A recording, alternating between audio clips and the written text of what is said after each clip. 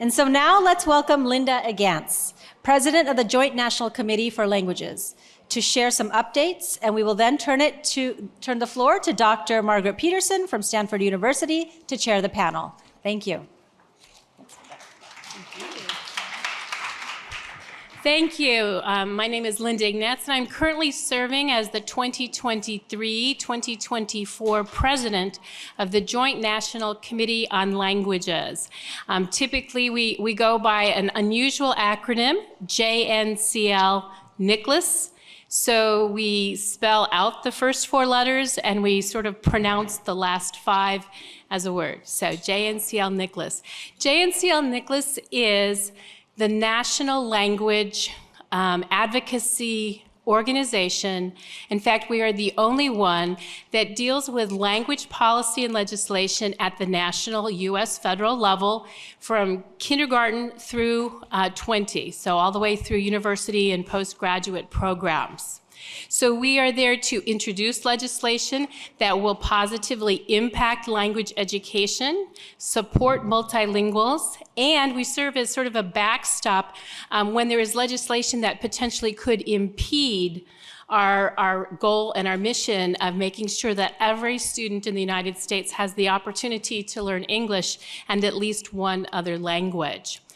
JNCL NCLC is made up of organizations members. So rather than individual members, we're made up of the organizations that serve language learning communities, as well as the corporate entities that support and need multilingual services. So we have both nonprofit as well as for-profit members.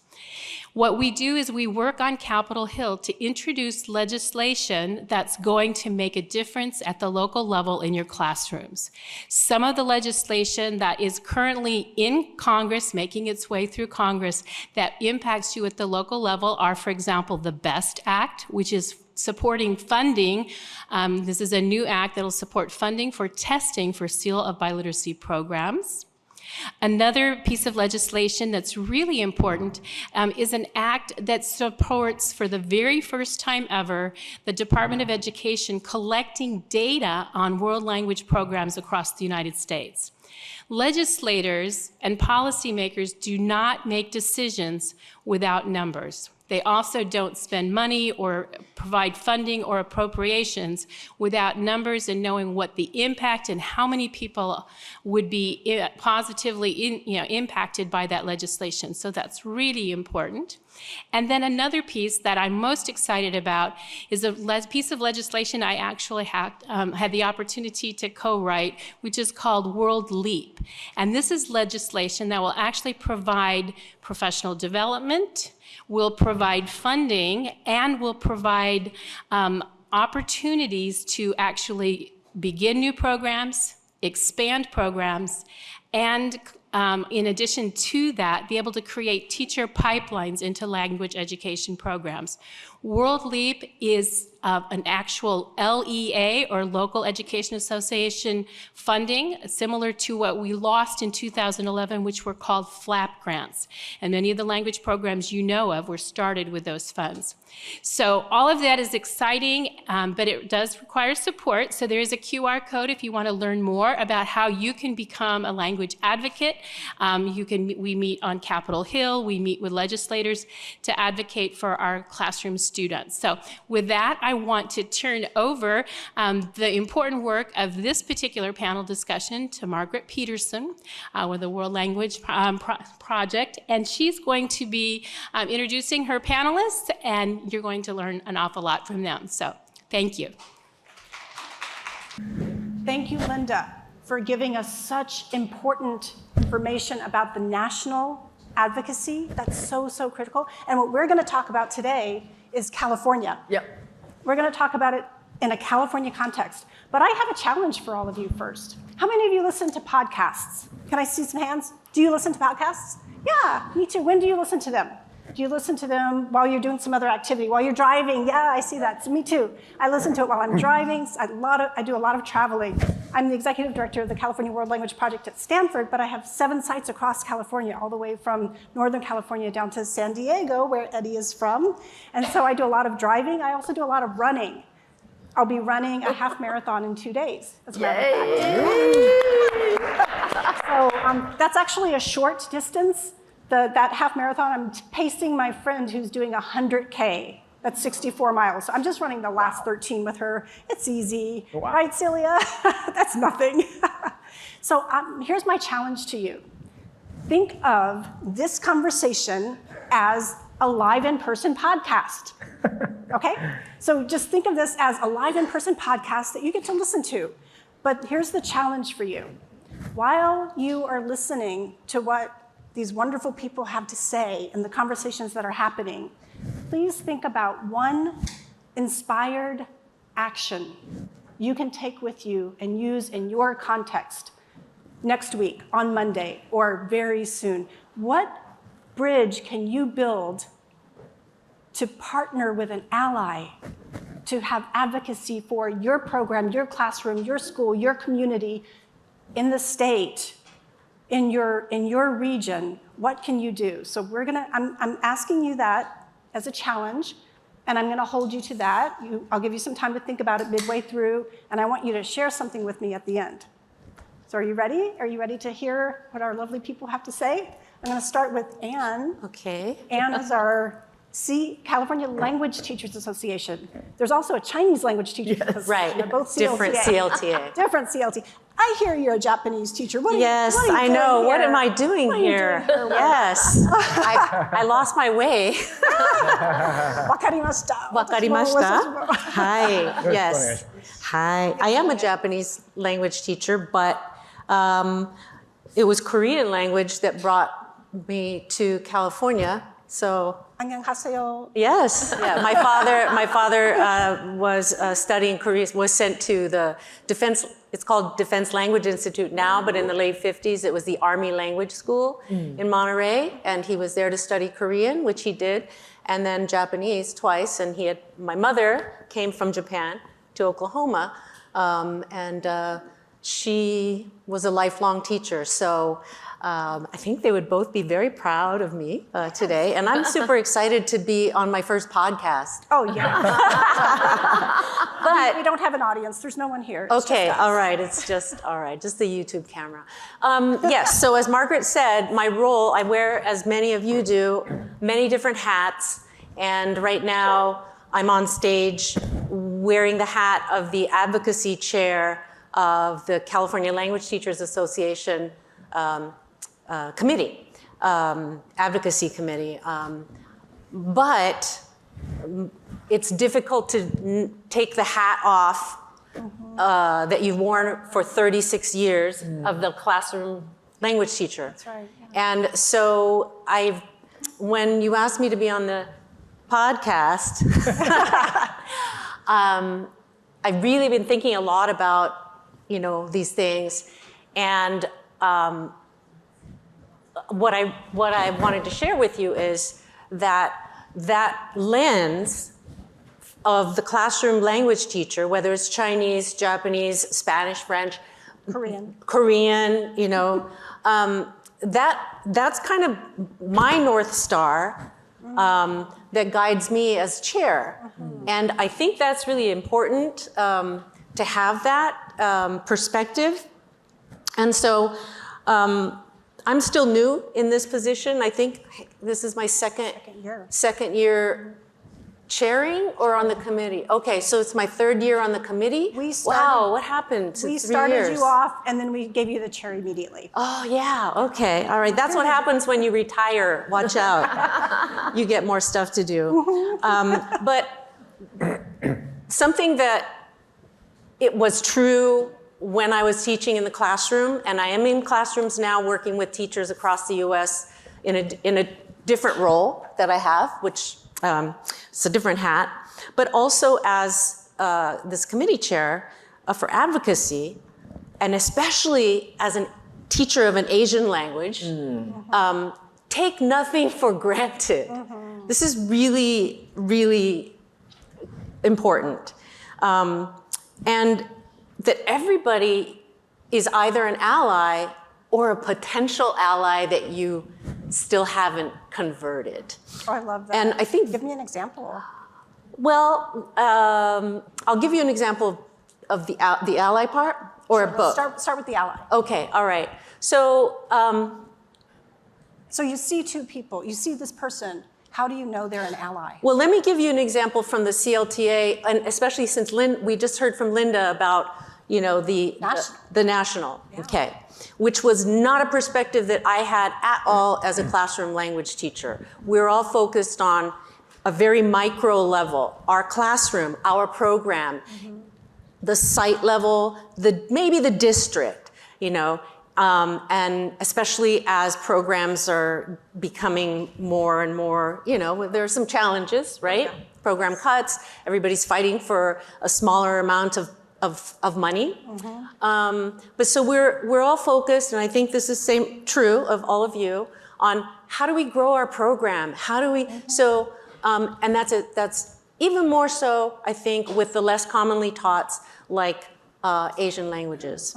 And so take nothing for granted means every day is everything you do is done through the lens of advocacy, you know, every activity. If you're, you know, teaching, engaging teaching is also advocacy. Because if I mean, in my school, it was a choice, you know, and among several. So, you know, you're always marketing. And if your teaching is not engaging, especially now, you know, if what you do can be replicated by AI, then we don't need you. So which is why I really loved what, you know, what Sal had to say. Sal had to say, you know, about not replication. If it can be replicated, then maybe you need to go to some more workshops and like learn something. But That's not these people. no, not you. Look at you, you're here. So take nothing for granted is kind of coming from that, you know. We don't rest on our laurels. So I'm going to ask you, how do you know a person's an ally? Okay, so sometimes it's your students and your parents, so at the micro level in the classroom, if they are happy with what you're doing, you know it, and they are the best allies, especially if there's a point, you know, a little bit later on when there may be some trouble on the horizon. They're the ones that will be your best advocates.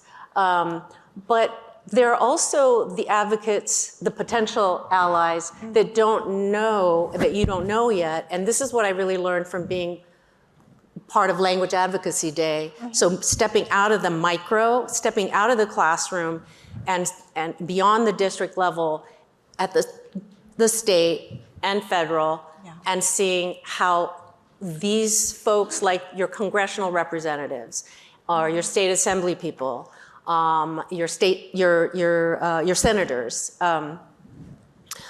Those are folks who make the decisions about money and about what's valued. Those are the people that make those decisions that trickle down and affect and impact the site level or district level decisions. And so being in this committee really kind of like, I think there's an English expression, what is it called? The scales from my eyes in Japanese, and probably it's in every language, but the scales fell from my eyes. You know, me kara uroko in Japanese, but like they were like, oh, here we're toiling at this micro level, which is really important, but for me, the missing piece, 3 decades down, you know, of teaching was these things matter, you know, while we're fighting, not fighting, let's be positive, but while we're struggling, to keep our program, to advocate, people that don't know anything about how language teachers teach are making the decisions. So make them an ally by bringing them into your classrooms, and that's how, because their context for what happens in a language class is from often decades ago. And so of course they think, well, why do you need, why can't Duolingo just do it, So we need to be good educators, give them comprehensible input, so they understand. I love that. So I see what you mean by the allies that you know and the potential allies that you may not even know. And maybe if you're in the classroom, you're not thinking about your congressional person, but And your district level too. Yes, Yeah. district. And I'm gonna bring it over to Ying for a second. Yeah. Ying, because I know you're also a classroom teacher. Here's a retired teacher, we have a classroom teacher. And what opened your eyes to make you realize to go out of the classroom and build those bridges? I totally agree with Anne. You need to make your classroom as engaging as possible first, because I think words travel around. And I do have kids talk. come, yeah, Kids talk. they come, like my older brother told me this class is fun. I just want to give it a try. Things like that. And at the same time, I think it's very important to let your colleagues know what you're doing. We all have PLCs, you know, during staff meeting, you are asked to pair up with someone teaching math or other subjects. Make sure to share what you do, not just being humble and quiet there. Let other people know. And I do remember one day, I was working with my Chinese 4 on a project talking about United Nations Sustainable Development Goals. We specifically targeting the goal for quality of education. And my assistant superintendent happened to pass by my classroom. I just grabbed him and just, come and take a look. This is what we're doing. I'm hoping I can make an impact, you know, like leave a message in his mind. Yeah. And he did walk in and show him the posters students made. We were talking about how to build a 21st century schools. Yeah. So kids were making suggestions on subjects that they want to learn but not being offered in school now. So I was like, do you think we should offer this? And I feel like he was nodding, he was listening. I feel like he, at least at that moment, he was my ally, right? He was listening, he was trying to understand. And I know he realizes the value of learning a language. And we're not just like focusing on vocab, focusing on grammar. We're teaching kids real world content. And that's very important, being engaging, making your curriculum engaging, and let people know. I love that. I love that. So I see you're taking from the classroom, making it engaging, making allies at the congressional level, at the district level with the superintendent. It never hurts to write thank you cards, those old-fashioned thank you cards. And then they really remember you because we want to make sure that when we need them, they're going to show up for us because they've seen us thriving. Eddie, how do they thrive in your district? Because we're going to take it to the administrator perspective. Eddie's an administrator. He used to be an administrator at a school site. Now he's an administrator in the district office. He's a director. Tell us how to do it. Well, first of all, 大家好. 皆さんこんにちは. Konnichiwa. 반갑습니다. My name is Eddie Park. I'm the Director of Global Languages and Innovative Program for Poway Unified School District. How many of you know San Diego, California? Yeah. Woo! All right. How many of you are Mandarin teachers? Raise your hand. Who wants to come to San Diego? Recruiting. This is advocacy in action, folks.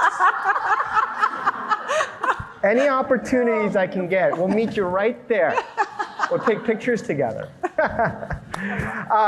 So my story is somewhat similar to Anne, I guess, but it's pretty wild and extreme. Back in 2007, I worked in LA Unified School District as a teacher and assistant principal. I actually taught Korean language and culture in LA Unified as a 6th grade teacher. And then my first principalship was in San Diego. We moved for family reasons. My wife is also an educator. She's a principal as well in the private sector. And I went to San Diego Unified School District. And I always tell this story. It's the easiest job I've ever attained as a principal. Okay. They said, we're thinking about opening up a very special school because we only have about 125 kids at this school and we're about to close it down. We need to do something. It's on oxygen tank. We're thinking about bringing a language program, perhaps a Mandarin program. And I think you may be a great fit because I'm sure your Chinese is awesome. Speak some Chinese. So I said, yeah, 안녕하세요, 반갑습니다. 도장이 되고 싶습니다. And then they said, oh my God, your Chinese is unbelievable. Yes. I got a principalship in 5 minutes in the largest school district. So I've been an imposter for more than 20 years. You know, did that play out to your advantage with, as I just have to call it, that wasn't a microaggression, that was a macroaggression. You know, I was an opportunist at the time. I'm going, really? This is interesting too. This is really fascinating. It's definitely for my advantage. You made an ally. I made an ally, and you know what? If it's going to cause me to elevate this environment and to advocate bringing a very important language for representation and to be seen, I'm going to do it. Yes. And so, as a person who doesn't speak Mandarin, advocacy had to be 110%. We have to be at turbocharge. So here's a school that's about to close down. We did get a magnet school distinction, so we did get some grant, but bottom line is like, how do I recruit? How do I connect? How do I even start this? So it's basically like a survival skill. The advocacy was beyond the principal, you know, being at the school site from 7:45 to 2:30, go leverage the community partnership first. And some of my best friends even now are members of the Chinese community. What type of community partners did you Partnerships that we were talking about are organizations that's been in San Diego for more than 100 years, just like the Chinese Consolidated Benevolent Association, which is very big in every city, especially in San Francisco. House of China, it's not a restaurant, folks. House of China is a cultural organization in historic Balboa Park. They've connected me with the local weekend Chinese schools. It's basically really no holds barred. It's like go in there, introduce yourself, network, resources available. And this is how we were able to work with our teachers. And then we were able to partner up with San Diego State University. Yeah. And we turned a failing school into one of the most revered schools. And it still have a 200 people waiting list even now. Wow. And I left that school when I saw a pathway program from K to 12. It's a San Diego Unified, and that's the first Chinese program in San Diego County. And then I went on to move to Poway Unified School District, and I was crazy enough to start again. I started another program, and moving forward, what I knew from there, we were able to create even more partnerships, including any administrators out here right now and who are advocating for these programs. There are many people who are still unaware of the importance of this program. And so you're a 24-hour soapbox, basically talking about the importance of the Mandarin program and other languages that are commonly taught. And you know, we always look at funding and resources as one of our barriers to move forward, but you know, we always tell people to think inside the box and outside the box. And there are people out there, folks, that want to help. There's so many philanthropists out there. Don't limit yourself to state funding or federal funding, because it'll be in a loopity-loop all day long. And so these are some of the advocacy that we do in order to get funded by foundations and what have you. And so we have a Mandarin immersion program right now thriving with great teachers. And again, we want more. If you want to see me, powayusd.com. Advocate. Constant. But so we're very excited because I think Mandarin, especially Mandarin, we have many DLI programs, one-way, two-way, what have you. It's a very niche program, and it's extremely important that we give the narrative on the pathway program. And it's important to make sure that we have a clear understanding and be authentic about the attrition rate as well too, which is very, very real. And how do we come up with plans to alleviate that as well too is a big issue. It's a big issue. Attrition of students. Attrition of students and teachers who are, you know, round of applause to the Mandarin teachers. They work There's terrible. Yeah, we love you. And not enough thank yous, really. And the benefits, we need to do more. And that's an advocacy as well, too. Because truly, the plates are way heavier, way heavier. Oh, yeah. Right? Absolutely. And so that's huge. That's a big advocacy. But one of the big programs that we are implementing right now is to teach this beautiful language, the Mandarin Chinese language and its culture, not to just the DLI program, but to bring exposure to our students starting at 4 years old at every elementary school.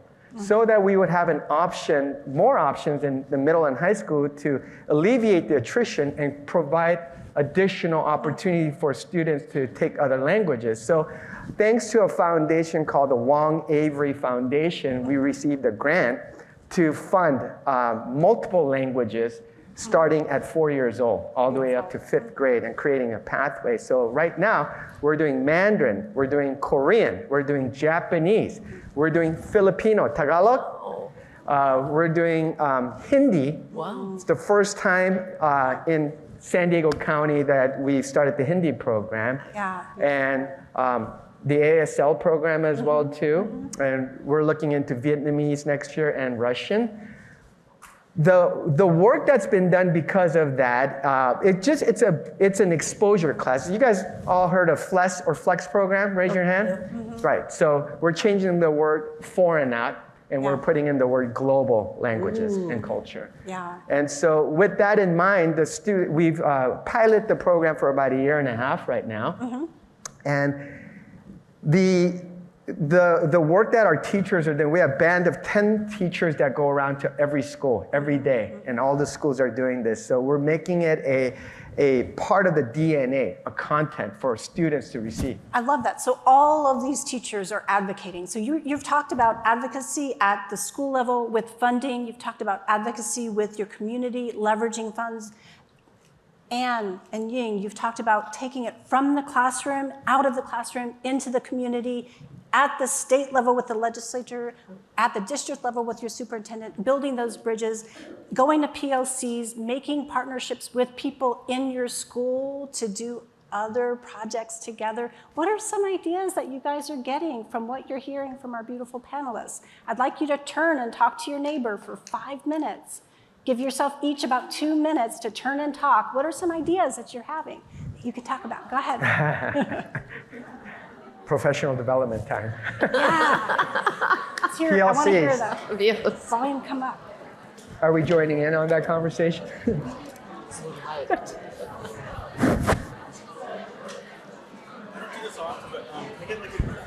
Oh, yeah. No, while you're just sitting there? Oh. Yeah.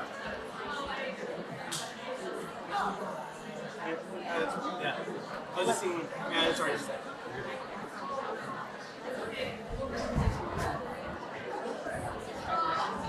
Set this up.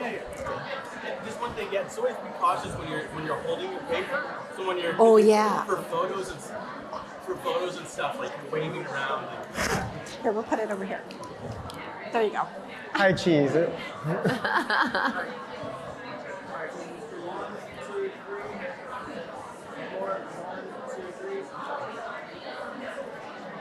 First time I ever done a group photo during a live session. I know. Thank you. Great idea. Good call.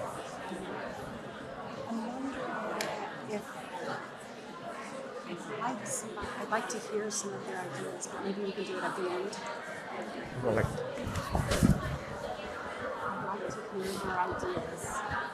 I'd like to hear their ideas. oh yeah, let's get a mic around. I think we had a chance to do Q&A if you have ideas and Q. Okay. All right. Thank you so much for sharing your ideas.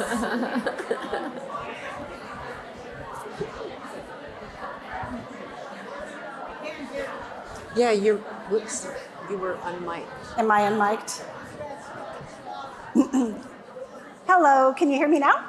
Yeah. All right. Did you share some good ideas? Did you give a good idea? Let me see a thumbs up if you gave a good idea. Did you receive a good idea? Okay, let's talk some more, and then at the end, I want you to share out with me, with all of us, what some of your ideas are. All right, so given this context, and I asked them to think about ideas from you, but I want to hear from you what ideas were sparked by each other. What ideas did you think about? What ideas did you get as you were listening to Eddie, as you were listening to Anne, as you were listening to Ying? I definitely got some ideas about how we can take this to the next level, right? Yeah. We have the Advocacy CLTA has the one pager, so you have the whole state information on one page. Yes, and that can be, so the CLTA Advocacy one pager is on the CLTA Advocacy page on the CLTA website, but it's general to all languages. I mean, it doesn't identify. It's not advocacy for a specific language. It's advocating for language programs in the state of California, and so I think it's something that any teacher, any department chair, any district coordinator could take and use when you need to talk to those folks about why it's important, to learn a language in California. Yeah. And there are some, some statistics, or take that and develop something that is more customized, to your particular needs or your program. Yeah, so you've got the one pager that summarizes all the languages, and then you can go and talk about your Chinese program and why it's so important, why it needs funding, why you might want to partner with it. Did you? Well, I was just going to say that to your first question, lots of things were sparked. First of all, when Ying was speaking, I felt like, I was like nodding constantly because, that was that classroom teacher lens. But, so yes. And then when Eddie was speaking, you're a K-12 district. Correct. So, you have that ability to see the big picture, from age 4 all the way through high school graduation. But I thought it was very interesting how you're now in your first year of, I guess you wouldn't say piloting the program is another pathway. Yeah. And, I could imagine that students who aren't in the dual language immersion, in the district, but something sparks with them, and then they carry that with them because and then they select, more in-depth study when they have the opportunity. Because when I was teaching on the first day of level 1 of Japanese, I always wanted to know, why did you choose Japanese, right? It's very interesting because depending on the language, there are certain, reasons that are really common. And I think it's probably similar for Chinese. One of the top 3 is always, for the Japanese, was always like, I wanted something different, and nobody ever says, I want something, I would pick the easiest one, right? Nobody usually says that, unless they're heritage, maybe. But the students also said, when I was 8, we had a neighbor who had, the mom was Japanese, or there was some kind of after-school program or summer program, and so that sparked it. And I think that's what you're doing. That's a potential, planting the seeds for spark. Planting the seeds, making that investment. Yeah, I mean, these days, all you have to say, BTS or Blackpink. Yes! I want to learn world languages, global languages. I mean, we leverage our pop culture these days, and it's so cool to be Asian right now. And I hope it continues that pathway. And really, representation matters. It does. And what we've experienced because of this exposure or this 5-week per lesson type of situation throughout the, exposing the students to some of these languages, what's happened was it created the work of equity, inclusion. Yes. Didn't even realize we were at work on that, because when you're teaching the language, the students who speak those languages that are often quiet and do not have a voice, they spark up, they want to share. And they have a sense of belonging, They have like our sense of last panel belonging. was talking about. And right? it was an incredible experience that I didn't realize that the work that was being created. Give you an example. We started Hindi for the first time in our district or in San Diego County. And we have a pretty large population of Indian community with different languages that they represent. But the commonality is the culture, the music, the food. We had fine art groups come in and do the instruments, and all these kids are doing this on the weekend, and they all were very, very excited and just energized, and they want to share their voice. And they had their voice. Their voice. They're seen, they're heard. They're seen, they're heard, and they belong. And beautiful. It's amazing the work that's been done. I mean, same for the Filipino community, the Korean community as well too. Very diverse, like Mountain View, our district. Beautiful. Yeah. And I really want to follow up on that trend, being seen and being heard. I think I'm a classroom teacher. I used to think advocacy is not my job.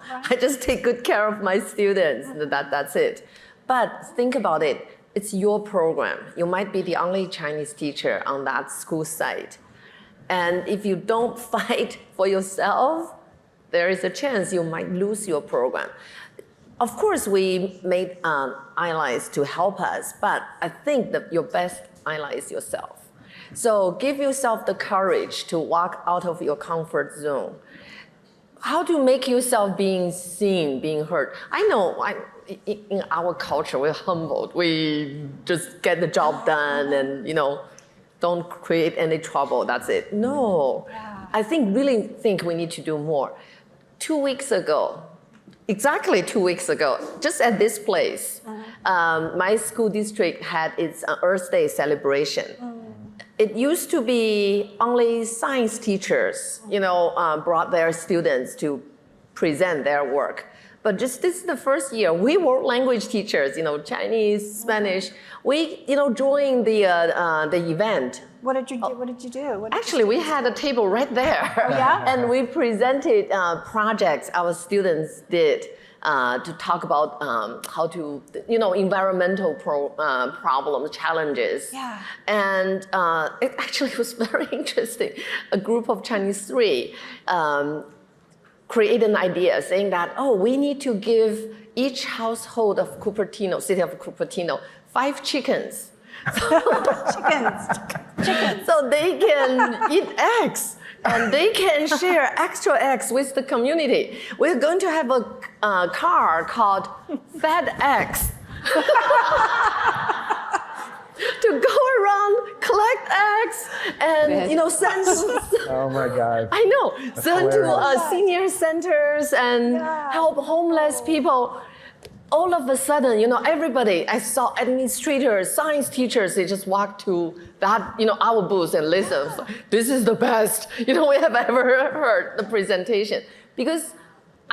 Although the project was done in Chinese, but I think the idea is just so attractive. Yes. Yeah. And that's a really good way to advocate the program. That's such beautiful advocacy. And I could see building that and actually doing that, having your students do this project with the science class. Yes. Right?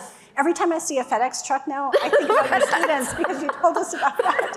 And no, and it's actually the term being used on Branding campus. is right on. FedEx. there's Feed nothing better, no better advocacy than having something students created Yes. going viral on your campus. Branding Yeah. is amazing. So, in fostering that environment and building those bridges with people from different colleagues of different languages, different cultures, not being in competition with each other. Yep. I loved your concept from the beginning. If you're not an ally, you're a potential ally. Yes. Absolutely. Yes. And I want to piggyback on what Yes, Ying go was ahead. saying.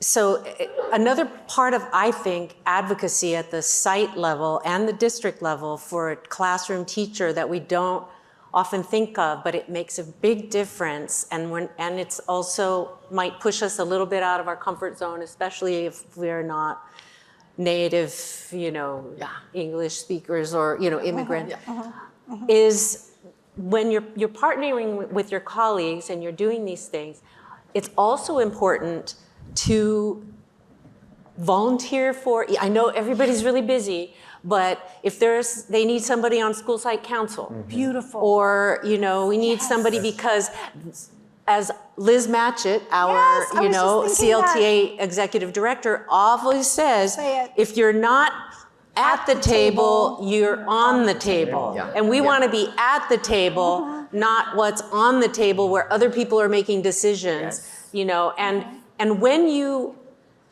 are frequently there, and it's hard, especially if you're the only one, or maybe there's just 2 teachers of Chinese at your school, and you may feel like, but my English is, who cares?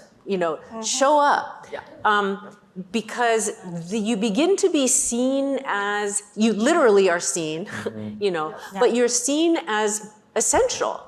You matter. Like, your opinions matter and your input matters, and you are there at the table, not on the table.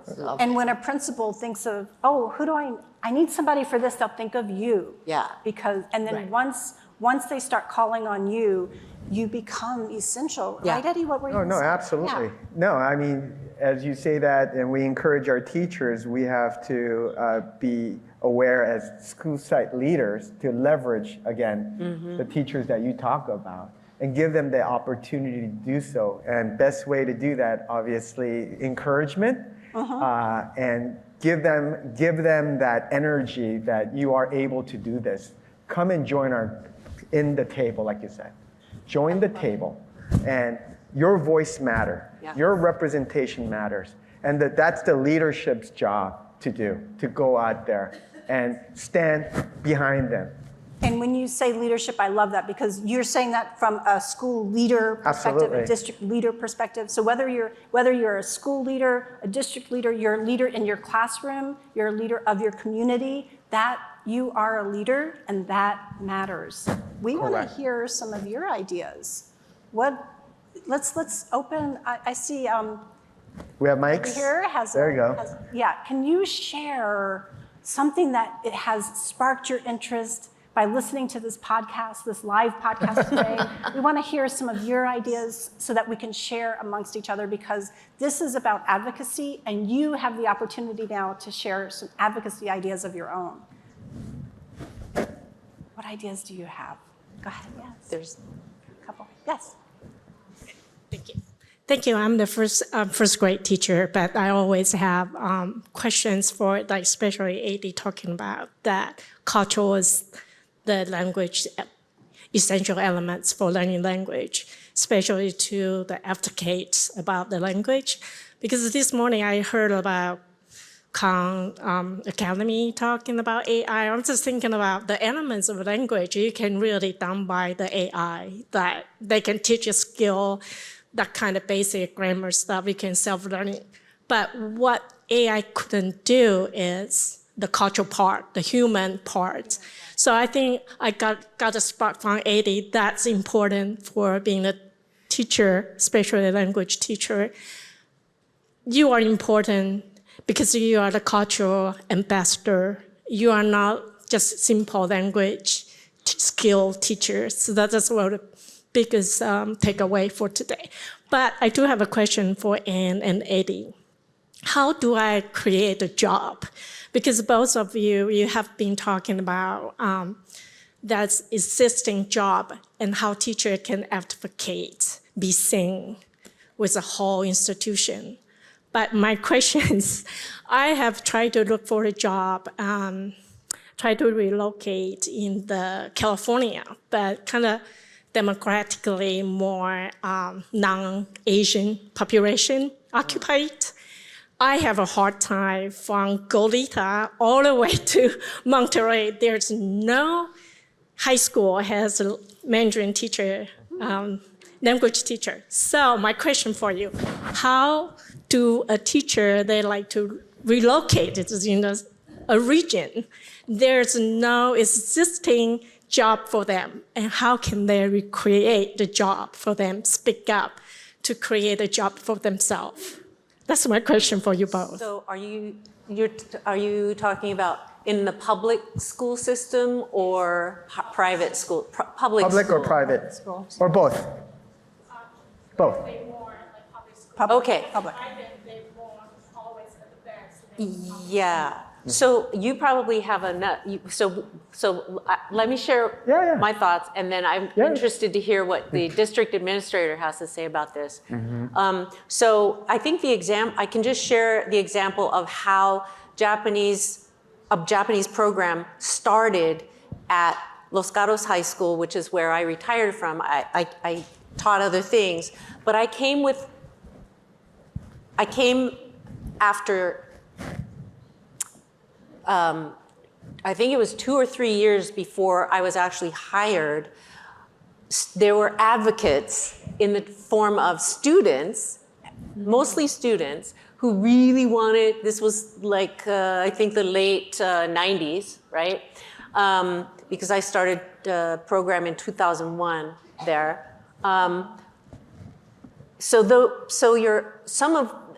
A lot of language programs, especially Chinese and Japanese, Korean, the Asian language programs, from my experience, begin because there was a strong push from the public. From the community. From the community. Mm-hmm. And in a public school, especially now, it's probably even more challenging, but in the public school, there are factors such as, competition for sections in the high school, all of those kinds of things. Labor union, teachers' union rules that you have to follow.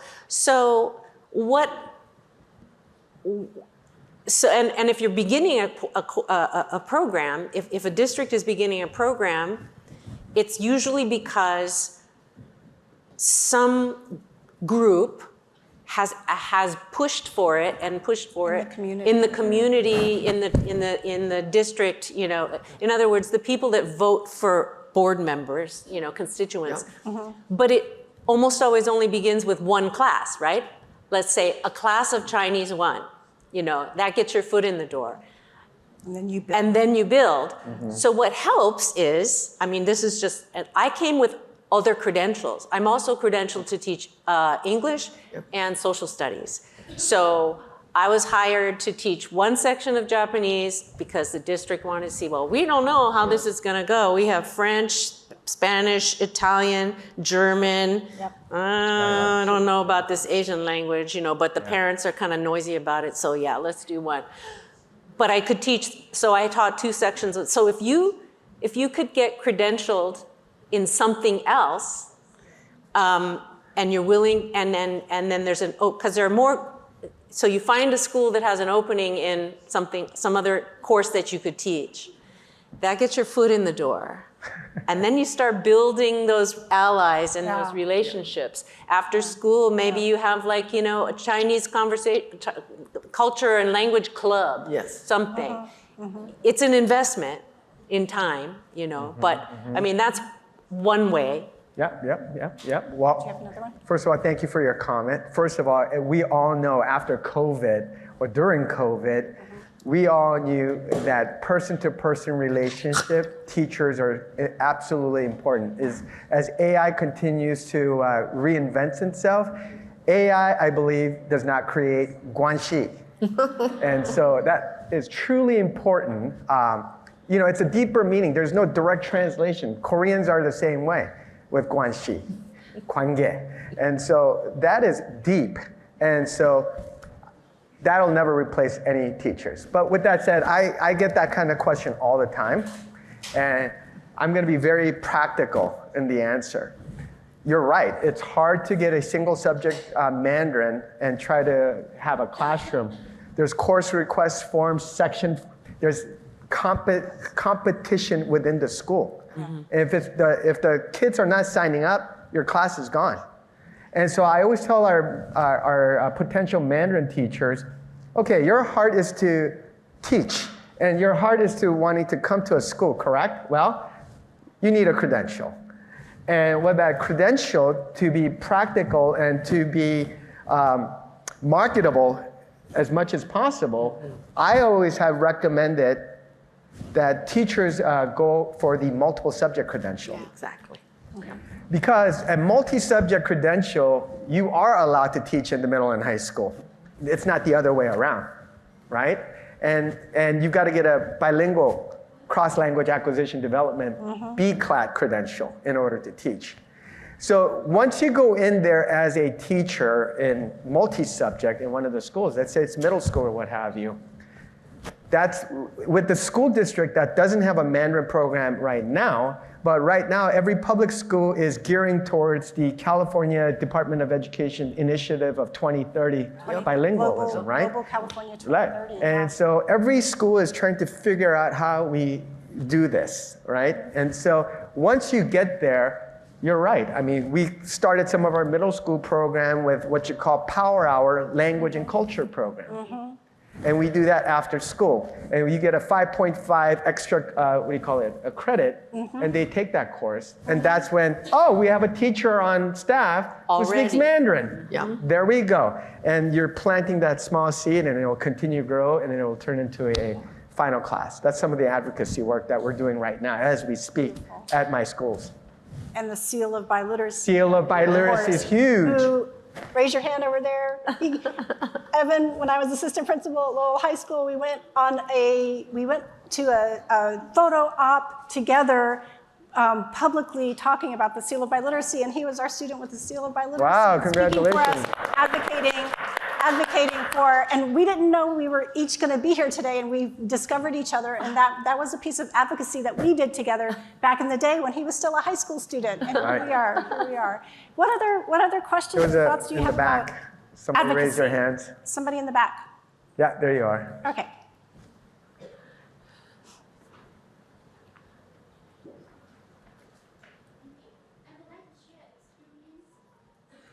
I just would like to share an experience. I really like the word for advocacy is to show up, to show up for the students. We have movie night, field trips, a lot of school activities, so we can shop around to learn about students outside of the classroom. My name is Xiaojin Li. I'm from Stratford Preparatory School.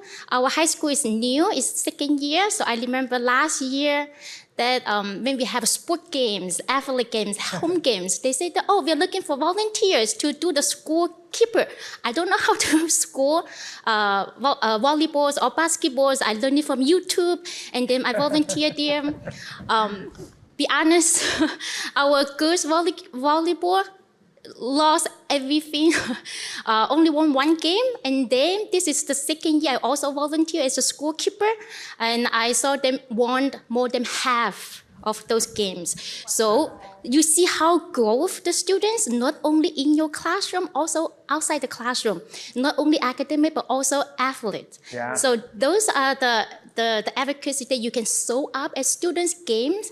And we also understand we have a home, have our own life. I have 2 kids. Yeah. So that's why sometimes time is very important for us.